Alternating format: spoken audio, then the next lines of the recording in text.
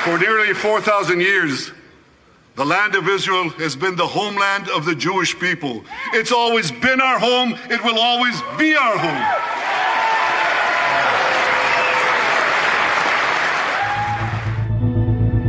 Selama ini, banyak yang percaya bahwa mereka yang menguasai Palestina adalah pewaris asli dari garis keturunan para nabi. Atas nama sejarah, mereka membangun tembok, merampas tanah, dan menancapkan klaim atas negeri itu. Tapi di balik cerita besar itu, ada sejarah lain yang jarang dibicarakan, tentang perjalanan panjang dari Eropa Timur, tentang asal-usul yang tidak sejelas yang dikatakan. Benarkah mereka benar-benar pewaris tanah itu? Atau hanya ambisi yang dibungkus dalam narasi agama?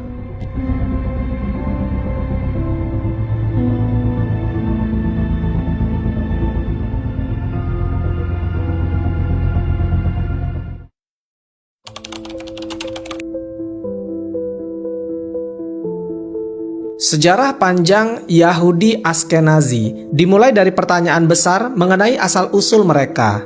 Secara tradisional, komunitas ini mengklaim sebagai keturunan dari 12 suku Israel yang berasal dari Nabi Yakub. Klaim ini menjadi dasar dari keyakinan agama, di mana setiap anak keturunan dari garis ibu yang beragama Yahudi dianggap sebagai Yahudi, terlepas dari asal-usul ayahnya. Namun semakin banyak penelitian modern yang menentang narasi tersebut menunjukkan bahwa Yahudi Ashkenazi mungkin tidak sepenuhnya keturunan dari Bani Israel.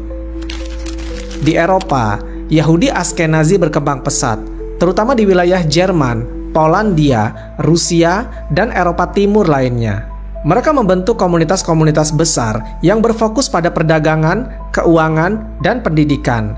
Tradisi dan budaya mereka berkembang berbeda dari Yahudi Sephardi yang bermukim di Spanyol dan Afrika Utara, serta Yahudi Mizrahi yang berada di Timur Tengah.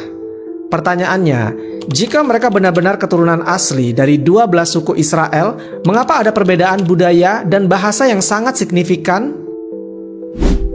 Salah satu teori yang paling kontroversial mengenai asal-usul Yahudi Ashkenazi adalah teori Khazaria. Berdasarkan catatan sejarah, Khazaria adalah sebuah kerajaan besar yang berlokasi di wilayah Kaukasus yang meliputi Rusia Selatan, Ukraina, dan bagian dari Kazakhstan modern. Pada abad ke-8 Masehi, keluarga kerajaan Khazar secara massal memeluk agama Yahudi. Keputusan ini bukan sekedar spiritual, melainkan juga strategi politik untuk menjaga keseimbangan antara kekaisaran Bizantium di barat yang Kristen dan kekhalifahan Abbasiyah di timur yang Muslim. Para pendukung teori ini menyatakan bahwa sebagian besar Yahudi Ashkenazi saat ini bukanlah keturunan biologis dari 12 suku Israel, melainkan hasil konversi massal bangsa Khazar ke dalam Yudaisme. Penduduk Khazaria yang berjumlah besar kemudian menyebar ke Eropa Utara setelah kerajaan tersebut runtuh pada abad ke-10 akibat serangan dari bangsa Rus. Penelitian genetik modern telah menghasilkan data yang signifikan mengenai asal-usul Yahudi Ashkenazi. Studi yang dilakukan oleh berbagai lembaga genetik menemukan bahwa sekitar 50-60% DNA Yahudi Ashkenazi berasal dari Timur Tengah, sementara sisanya memiliki jejak genetik Eropa. Hal ini menunjukkan bahwa ada campuran yang cukup besar antara penduduk lokal Eropa dengan keturunan Yahudi Timur Tengah. Namun pendukung teori Khazaria menyoroti bahwa data genetik tersebut tidak menutup kemungkinan bahwa asal-usul mereka bisa dari konversi massal, bukan keturunan langsung dari Nabi Yakub. Bahkan, sebuah studi dari Johns Hopkins University mengklaim bahwa tanda-tanda genetik Yahudi Ashkenazi lebih dekat dengan populasi Kaukasus ketimbang Timur Tengah.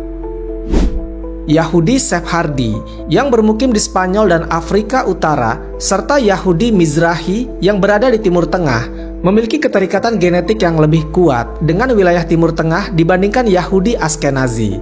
Hal ini mengidentifikasikan bahwa ada perbedaan asal-usul yang signifikan di antara kelompok Yahudi tersebut. Yahudi Mizrahi misalnya memiliki DNA yang hampir tidak bercampur dengan populasi Eropa, sedangkan Yahudi Ashkenazi memiliki jejak genetik yang kuat dari Eropa Timur.